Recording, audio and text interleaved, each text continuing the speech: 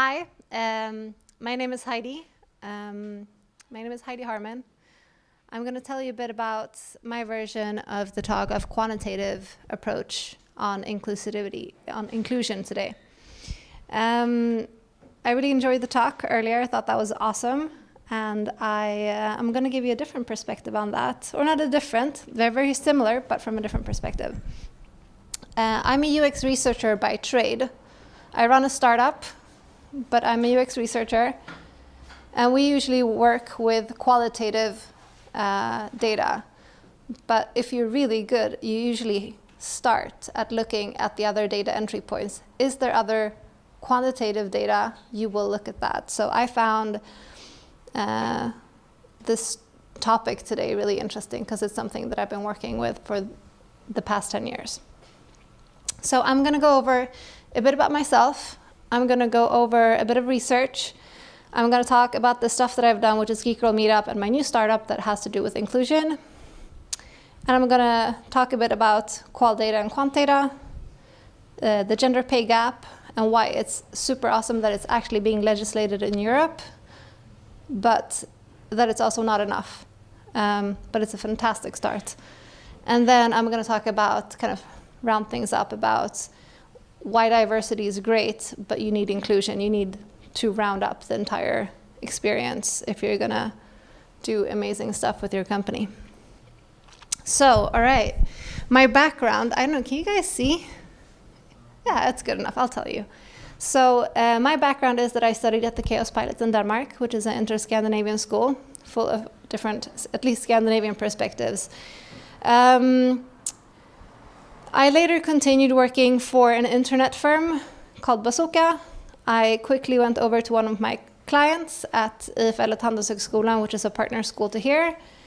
And after 2.5 years after I built up their digital stuff, I raised my own first money and I started my company, and that was about 10 years ago.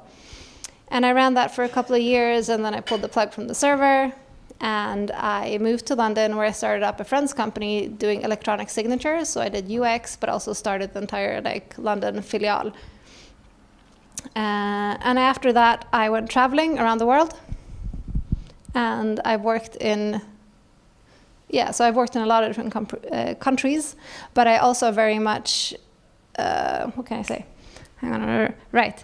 And I then went to San Francisco and I worked for a Swedish startup. We started it here, moved it over to San Francisco. And then for the past year, I've been working on my own startup again.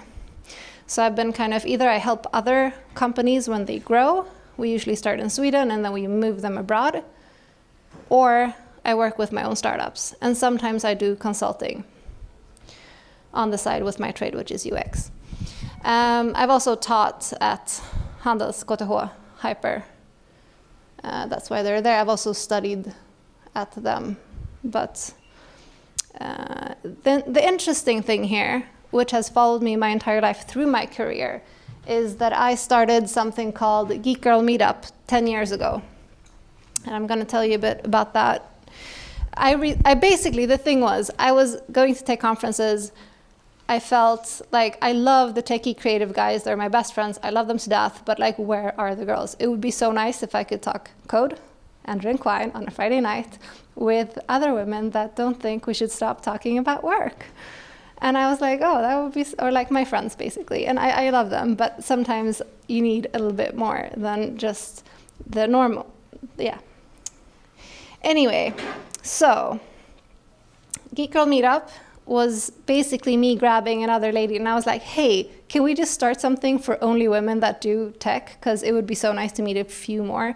Otherwise, I'm going to meet one at every tech conference. It's going to take me forever to meet more of you. And she was like, yeah, let's do this.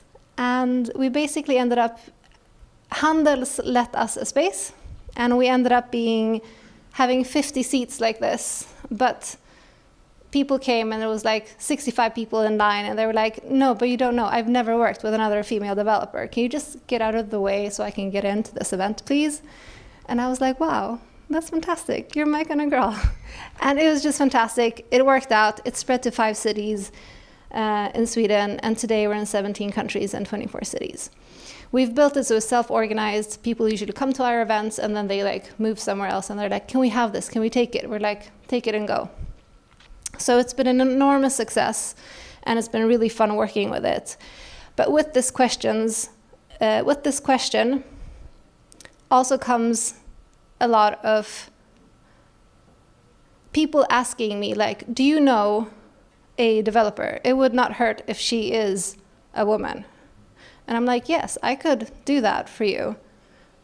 And I have. I've made many, many successful recommendations that have become hires. And sometimes that came in with money attached. And that is one way to earn money.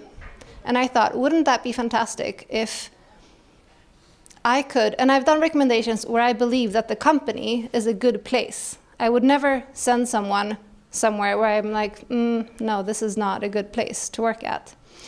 And this has been something that's been on my mind for so many years. And people have been like, oh, maybe you could start a recruiting agency. But I was like, no, but I don't necessarily, I'm not a big fan of recruiters because usually there's like a handful that are really, really good. Most of the time they call you, you're on the engineering team, they haven't read your CV and they ask you the wrong questions.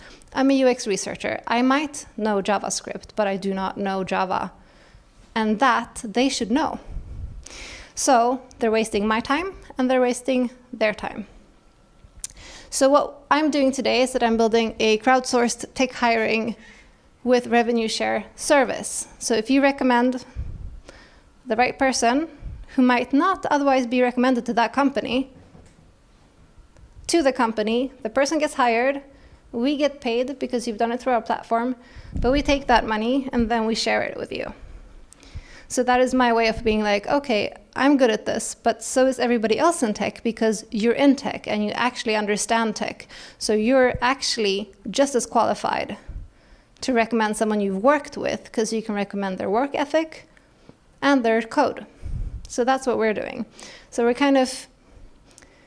we're not competing with the recruiters, but we're definitely a complementary service to them. But of course that is not enough because I'm like, money is great, but that's not, I'm like, I don't need more money. I mean, it would be nice, but you know, like we always end up here, right? So what we're working on next, so we're actually launching tomorrow. We're launching the base stuff. Like it works, you can earn money. We have clients, it's wonderful. Like I'm so happy. It took me like 10 months, or us, it's not just me. But what if we could show the age distribution? What if we could show the global gender? Like, I want to work in an international company. Like, I have 2 passports. I live in Sweden. My parents are not from here. I don't want to work with only a bunch of Swedes. That's really boring. I've done that. And I want to work with people that have different perspectives because I've lived and worked in different countries and it makes it more fun. And for example, can we like show that, I mean, I don't want to work for a company where at least there aren't some of these perspectives, right? So that's what I'm trying to build in the next stage. And I really want input. So I'm inviting you guys to come and help me build this. So sign up for the beta. There's going to be a link, and email me if you want to like be on the beta stuff for this. But enough about me. Yeah. Sign up. But we're going to talk about the quant and the qual data now. So when we talk about quant data and research, we usually can see, oh, something is happening. It happens. We have no idea why it happens, and that's when we go to qual data. For example, it could be all our users that get to this page are exiting. Maybe we forgot to put in a button that says next. It's just gone. Of course they're going to go away. Like, there's no point in being there.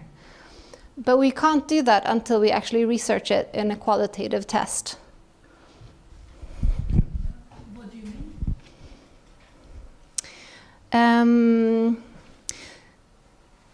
So for example, if you come to a web page that doesn't have, if you look at the Google Analytics. If like you have 100 people coming, let's say you have 1,000 users, right? And 10% of them go to this page every day.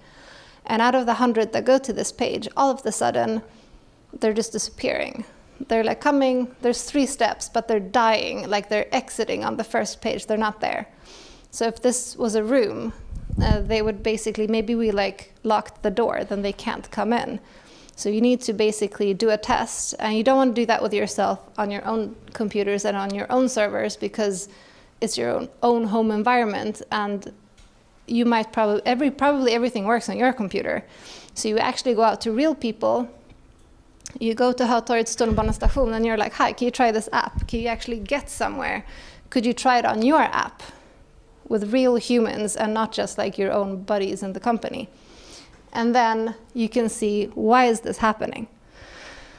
And that's when we usually talk about metrics, at least in tech. And then we also talk about UX. And that is the main difference. And I usually work on the qual data. I'm like, how does it feel? And that's really nice. But today I'm going to be talking a little bit more about quant, which is like hard metrics. Of course, I think it would be really nice if we had all-inclusive companies. But let's talk about the numbers. Let's talk about the diversity, because that is where we can push things forward. And hopefully we iterate and we find some gold. So we do know that what does get measured usually gets done, because if you have a number saying, well, it actually does improve with this much if you do it like this, with, for example, the numbers that you had in the presentation earlier, that is, when you have those hard facts, it's really easy to anchor your point with the people in charge. And you really need to go to the top where the power is, because they have the influence to actually make things happen. So some of the McKinsey data that we've had, which is basically very similar data that we've had, says that at the top, where the senior people work, if you have a more gender diverse group, you will impact the EBIT of the company. For every 10% more of gender diverse data, you will impact the bottom line with 3.5%, or the EBIT. And this is true, but it's also only one perspective, because there's so much more data going into not only gender diversity, but diversity that is wider in form of other parameters. One, and I'm going to talk more about those parameters in a little bit, but what's really interesting and exciting in Europe right now, which is not happening in the US, for example, is the Gender Pay Gap Act. That basically is the difference between the average hourly earning, is measuring the average hourly earning between men and women. And they're making all companies over 250 people measure their data and send it in and make it publicly available for everyone. And this is the first time in perhaps history that this has ever been done. And this is an enormous step forward. It still has a lot left to wish for, and I'm going to go into why the data needs to be broken down even further, to not only look at, oh, is it men or women, but do we have a diverse place when it comes to nationalities, to languages, to other stuff that is a multitude of the other diversities that we also need, right? So, but we need to understand this, why it's good, but why it still needs to be so much better, because it's not only about men and women, even though, like, I understand that it is a huge thing and I'm all for it. Do I have 20 minutes? Yes. Yes, okay. So the problem is, basically, you can count in 2 ways, median and mean. And when you count in these 2 methods, you can see that the problem is that you won't actually, you put all the men and women in the same group, or you don't, but you still end up with not really measuring if it's correct. So you could put, if you have an airline, let's say you have Ryanair, they've lately had some troubles. they put all the men and women in the same group, and they try to get a number that says, oh, this is really bad, because you have these really high tops and the really low bottoms, it makes the data actually really hard to compare, where instead of putting all of them in the same group, what you would want to do rather,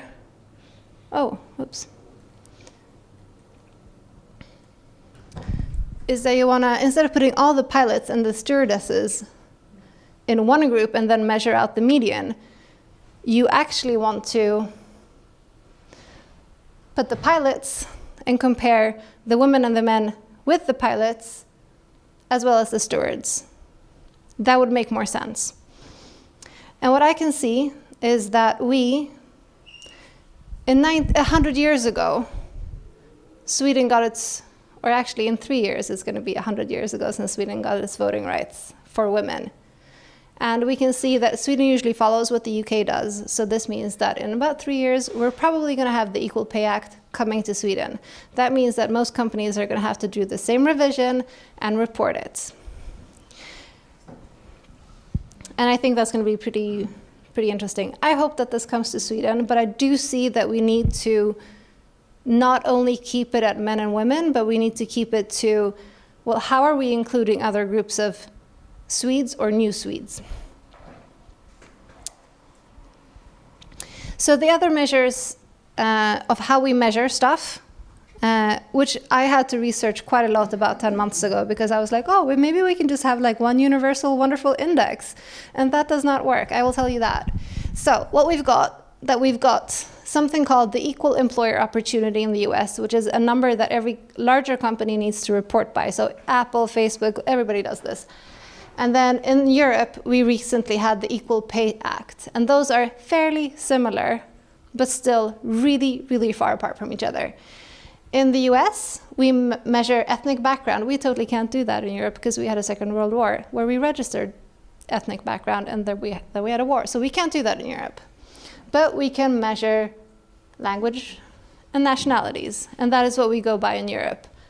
And these are things that we need to know. If we're going to start having a conversation, it is a super tricky conversation to have. We need to know why this is happening, and this is our history, so we need to understand it. We measure disability in different ways, but still, disability in both regions, men and women in both. In Europe, it's now becoming more a salary issue. And then we measure other, I would say these are things that are now coming into play that have not been in play before. So measuring, do we have non-binary workplaces or people in workplaces that identify as non-binary? But we're also starting to talk about the wonderful thing of like having bias training or other similar educations or programs like you were speaking about.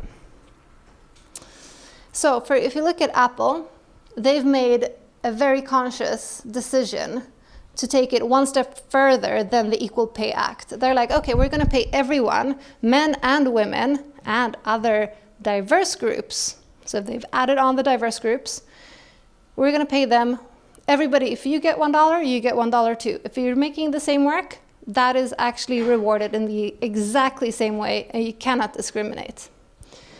So that is really interesting. And this is somewhat depressing data, but I still think it's really, really interesting. So this is data. What I want you to look at is the year under the main title. This is in 2014. And we have tech, we have different race and ethnicities, and you have tech. And this is the global gender. So the Global Pay Act only measures this, which is a great start, right? But in the US, we also measure this because history is different. But I can see this coming to Europe so that we can actually start having this kind of progressive talk about how we measure stuff. So this was in 2014. And what we can conclude from this data is basically that it takes a really long time to make things better. But if we can be open about the fact that, it takes a long time, it's really, really slow, but it does get better. If you put the goals where they should be, you take the precautions like yearly bias training for everybody that started in the company and other things similar. I'm going to show you the data one more time. So this is 2014. If we look at the left-hand side, we can see that it was 20-80. So 20% women, 80% men. 3 years later, 23% women. So basically 3% moved over from the 80% side to that side. If we look, yes? Sorry, where did you get this data? It's on Apple/diversity or apple.com/diversity. And yeah. And so let's go back to 2014, and we're looking at the US race and ethnicity. And let's pick one. Let's take Hispanics, right? It went up over 3 years, 1%, but they also tend to move around because people change jobs. But this is something that I find is super interesting. Like, can we work with this? That would be really interesting. We'll see how that turns out in Europe, and I'm really interested in getting more people involved to have that conversation. There are no right answers right now, but we need to find them, we need to work with it, and we need to be able to have like an open dialogue and try, iterate, just like we do with prototypes and everything else, because that's the only way forward as I see it. So basically what gets measured gets done. Thank God we have that quote. I will now talk about this. And okay, so let's talk about diversity and inclusion. Why do we need both? So, when we talk about diversity, we talk about, a lot of the times, about numbers. Oh, we need to get one of this type of person in. We need to get this perspective in. Oh, we're getting this and that. And it's very easy that you become tokenized. Oh, Heidi, we need a girl on the board. Can you come talk? And I'm like, yeah. Am I here for my knowledge, or am I here for... And independently, most of the times, I'm like, okay, yeah. I'm going to come because I know what it means in the long run to show up. I know what every single woman on Geek Girl Meetup showing up, giving their talks. Maybe it's their first talk. Maybe we're like a mini incubator for female speakers around the world. And every time you show up, you need to show up. You need to give your talk. You need to do what you do best and just keep showing up. So diversity, I'm not minimalizing it down to numbers, but in one sense, we do look at numbers. And we need to be okay talking about that. When it talks to inclusion, we're saying, okay, now we've created a diverse group. Now, how do we lead in a way where it's okay to talk about these differences, that we are different? How do we include, how do we invite, having a dialogue, having a discussion, and letting our differences become strengths with each other so that we can develop amazing products, so that we don't fight with each other, for example. Because what happens when you have diverse teams, which is a part of the McKinsey data as well, is that you do have conflict. And conflict is normal. If I don't understand you and I'm making assumptions, that's not good, right? You actually want to pave with trust. And you do that through really good leadership. So a good leader today needs to understand how to create a good, inclusive environment and open up for the dialogue, because there will be conflict. I mean, there's always going to be conflict. That's just how it works. But it's how you deal with it. Do you like, no, I don't want to? Or do you be like, okay, I hear that we have a different idea about this. Let's talk it out, because we need to, because we're inventing things. And once you do that, you start inventing really amazing things. And then you can start reaping the benefits, which is basically the innovation that comes out of it. And here's the other part of the McKinsey research, which basically shows and indicates that it's not only about female data or female-male data, but it's very much about including other ethnic diversity. So it needs to be both. And I've tried to kind of sum this up in a way where we look at what are the benefits? Okay, so at the lowest level, at the everyday level where we can all understand, we get employee satisfaction. If I get to work with an international team, I'm really happy when I go to work because I get challenged. I get people coming in and making me feel like I am not the smartest person in the room. And I love that, because that's how you develop. That's how you come up with new ideas. If you're the smartest person in the room, you should leave, really. And At the company line, the bottom line improves. And it happens through innovation most of the time, and like higher productivity. And this is also McKinsey data. And I have a slide with all the links in the back.